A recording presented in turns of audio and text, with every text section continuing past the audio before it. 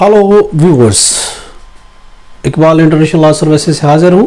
मोहम्मद इकबाल खान मेरा नाम है और आज के जो हमारा टॉपिक है वो है how to save from the fraud of inheritance property. How to save from fraud of the inheritance property. ये देखा गया है कि जो इनहेरिटेंस प्रॉपर्टी होती है उसमें बहुत से फ्रॉड सरजद होते हैं, बहुत से फ्रॉड लोग दे देते हैं, बहुत से फ्रॉड कर लेते हैं और जो बहुत से उसमें जो हिस्सेदार होते हैं, जो बहुत से उसमें लीगल शेयर्स होते हैं, को ओनर्स होते हैं, को शेयरर्स होते हैं, उनको प्रॉपर्टी नहीं मिल पाती क्योंकि कुछ रिश्तेदार जो होते हैं, कुछ जो एलआरस होते हैं, कुछ जो लीगल हेयर्स होते हैं वो फ्रॉड करते हैं, चीटिंग करते हैं या फिर बहुत सी सूरतें हैं कोई कुछ जो है रिश्तेदार आउट ऑफ कंट्री होते हैं, कुछ एलआरस के अपडेटेड एनएसी नहीं होते, वो दूसरे कंट्री के जो है नेशनल होते हैं। इसकी वजह से वो उस चीज़ का फ़ायदा उठाते हुए उनकी गैर हाजिरी का और उनके जो डॉक्यूमेंट अनअपडेटेड की वजह से फ़ायदा उठाते हुए चीटिंग और फ्रॉड कर लेते हैं और प्रॉपर्टी खुद हासिल कर लेते हैं। अब हमने आज ये देखना कि हमें कौन से वो इकदाम करने चाहिए जिसकी वजह से हम अपनी प्रॉपर्टी को बचा सकते हैं, इनहेरिटेंस प्रॉपर्टी बच सकती है। खुदा ना खास्ता जब हमारी डेथ होती है तो हमारे जो सारे लीगल हैं उनको एज पर शरिया एज पर लॉ उनको वो हिस्सा मिल सके। तो किस तरीके से हमें बचना चाहिए, किस तरीके से हम सेव कर सकते हैं इनहेरिटेंस प्रॉपर्टी को चीटिंग से, फ्रॉड से और गैर कानूनी इस्तेमाल से। अब सबसे पहले देखें इसमें एक पेरेंट्स इन्वॉल्व होते हैं, एक चिल्ड्रन इन्वॉल्व होते हैं। अब पेरेंट्स को क्या करना चाहिए और चिल्ड्रन को क्या करना चाहिए ताकि ये फ्रॉड ना हो, इनहेरिटेंस प्रॉपर्टी में फ्रॉड बिल्कुल नहीं हो। दो काम करने, दोनों को करने हैं। देखिए उसको पहला तो सबसे पहला जो काम है वो पेरेंट्स का है और उसके बाद जो है वो चिल्ड्रन का, उनके औलाद का, उनके बच्चे का, ताकि ये बचे जा सके। अब हम ये देखते हैं कि पेरेंट्स को क्या करना चाहिए। पेरेंट्स को इस सिलसिले में बचने के लिए ताकि उसकी प्रॉपर्टी जो है उसके सही लीगल एज को मिले, उस तक पहुंचे, उनका हक पहुंचे, सबसे पहले जो है जो पेरेंट्स को है वो चाहिए कि all information they have to be disclosed among their children and wife.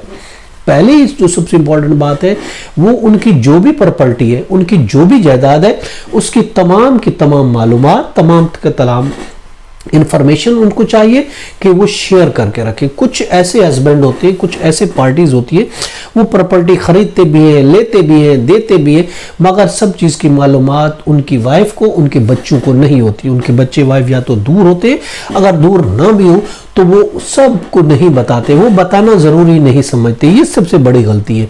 सब उनको बताना चाहिए जो भी मालूमात हो कि ये हमने प्रॉपर्टी एक्योर की है, ये हमने डिस्पोज की है, ये हमने बेची है, ये हमने ली है, इसकी इतने की प्रॉपर्टी, ये प्रॉपर्टी की डिस्क्रिप्शन है, ये प्रॉपर्टी फलां जगह मौजूद है, पूरी चीज़ें उनको डिस्क्लोज करनी चाहिए। और इसके अलावा पेपर अवेलेबल होने चाहिए उन डॉक्यूमेंट, चाहे बाद में लीगल इसको बड़ा मसला होता है डॉक्यूमेंट्स का भी, उनको पता होना चाहिए कि ये प्रॉपर्टी हमारे वालिद की है, ये हमारी माँ की है, ये डॉक्यूमेंट्स है, यहाँ मौजूद है। एक तो डॉक्यूमेंट अवेलेबल करके रखने चाहिए, किसी थर्ड जगह कागजात नहीं रखने चाहिए। और दूसरी बात जो ये है कि वो इंफॉर्मेशन पूरी देनी चाहिए अपनी औलाद को, अपने बच्चों को। और इसके अलावा अगर दो बीवी हैं किसी हस्बैंड की तो भी उसको शेयर करने तमाम information to the all children. दो बीवी हैं तो भी उनको, दोनों बीवी को और तमाम बच्चों को ये इंफॉर्मेशन देनी चाहिए कि ये मेरी प्रॉपर्टी है, ये मेरे डॉक्यूमेंट है, ताकि बाद में कोई डिस्प्यूट ना हो और कोई तीसरा बंदा ऐसे फायदा ना उठा सके।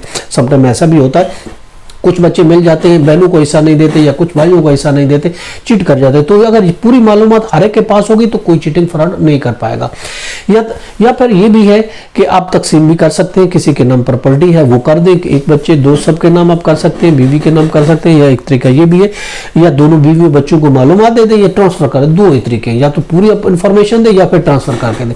तीसरा जरिया आप नहीं रखना चाहिए, आपको छुपा के कोई चीज़ नहीं रखनी चाहिए। एक बात। दूसरी बात यह है कि कोई चीज़ कंसील नहीं करना चाहिए, हर चीज़ बिल्कुल साफ सुथरी बता देनी चाहिए। अपडेट अपना नादर में रिकॉर्ड भी अपडेट रखना चाहिए, आपके कितने बच्चे हैं, जो बीवी हैं, बच्चे, उनके आपको अपडेट एनआईसी बनाने चाहिए ताकि नादरा में भी मालूमात हो जो कि ये आपकी बीवी है, ये आपके बच्चे हैं। आपका छोटा से छोटा बच्चा, बड़े से बच्चा, सबको अपडेट कराना चाहिए, उनकी रजिस्ट्रेशन करना चाहिए, सीआरसी लेना चाहिए, एफआरसी बनानी चाहिए कि ये चाइल्ड रजिस्ट्रेशन हर बच्चे को उसके रजिस्ट्रेशन करना चाहिए ताकि बिना किसी वक्त के जायके भी। और इसके अलावा अगर कोई चीज़ प्रॉपर्टी वक्फ कर रहे हैं तो भी वक्फ के बारे में बताइए, कोई आपको वसीयत कर रहे हैं तो उसके बारे में बताइए, कोई आप गिफ्ट कर रहे हैं तो उसके बारे में बताइए, यानी तमाम चीज़ें आपको बता देनी चाहिए। और इसके अलावा आपने बैंक से कोई लोन लिया है तो वो भी बताया, किसी और से कोई भारी भरकम लोन है तो वो पूरी डिटेल आपको शेयर करनी चाहिए। और इसके अलावा कोई दूसरी लोन है, बैंक से लोन है, वट जो भी चीज़ें आपको बतानी चाहिए। ये तो वालदैन की, अब इसके ये वालदैन के लिए ज़रूरी है कि किस तरीके से करना चाहिए। अब बच्चों को क्या करना चाहिए? बच्चों को ये करना चाहिए कि तमाम get all the information of the property उनको हासिल करनी चाहिए कि हमारे बाप की कौन सी जायदाद है, उनको चाहिए वो अपडेट अपने आप को रखना चाहिए। अपने वालिद अगर नहीं बता रहा तो उसको चाहिए उससे पूछे, बताएं। और जो बिजनेस है, बिजनेस के बारे में बताएं कि हमारे बाप का कौन सा बिजनेस उनको नजर होना चाहिए, पता होना चाहिए कौन सी जगह पे है, किस नाम से बिजनेस है, कितने % शेयर है, 100%, जो भी डॉक्यूमेंट लेने चाहिए। और बिजनेस के बारे में, कॉम के बारे में पूरी डिटेल होनी चाहिए। और इसके अलावा कोई भी लेन देन है, कर्ज है, उसके बारे में भी बच्चों को चाहिए कि क्या चीज़ बारों में हो रही है, क्या चीज़ जो है पार्टनरशिप में है, ये चीज़ें भी उनको अपडेट अपने आप को रखना चाहिए। अपने NIC, शनाख्ती कार्ड, जो भी अपने CRC, FRC, वो ऑलवेज अपडेट बच्चों को चाहिए, रखने चाहिए। और ये भी पता होना चाहिए हमारे बाप ने ये प्रॉपर्टी, और वो कब्जा किसके पास है, मालिक कौन है और कब्जा किसके पास है। वर्ल्ड टाइम उनको म्यूटेशन होनी चाहिए। अगर कोई लिए ये नहीं प्रॉपर्टी को छोड़ देना चाहिए पावर अटॉर्नी पे या वैसे कब्जा लेके छोड़ देना, नहीं, ऐसा नहीं करना चाहिए। थोड़ा बहुत खर्चा इंसान को कर लेना चाहिए, स्टैम्प ड्यूटी पे करके प्रॉपर्टी तौर पर प्रॉपर्टी अपने नाम कर लेनी चाहिए। सिर्फ गवर्नमेंट की ड्यूटी से बचने के लिए अगर आप ये कहेंगे तो पूरी प्रॉपर्टी से जाएंगे। तो बेहतर तरीका यही है कि प्रॉपर्टी हमेशा अपडेट रखनी चाहिए, म्यूटेशन कराना चाहिए, अपने नाम कराना चाहिए। और इनकेस अगर डेथ हो जाती है फटाफट, अगर आपके वालिद की डेथ हो जाती है तो मांग डेथ हो जाए फटाफट, आपको चाहिए पहले फुर्सत में एक तो बैंक को इन्फॉर्म करें और दूसरे जो कंसर्न डिपार्टमेंट है उसको बताए, ताकि बाद में कोई जेली किस्म की ट्रांसफर, कोई पैसों का लेन देन वो ना हो सके। ये तो हमारा आज का टॉपिक। इसके साथ ही हमें इजाजत दीजिए, कल एक नए टॉपिक के साथ फिर मिलेंगे। अल्लाह हाफिज़।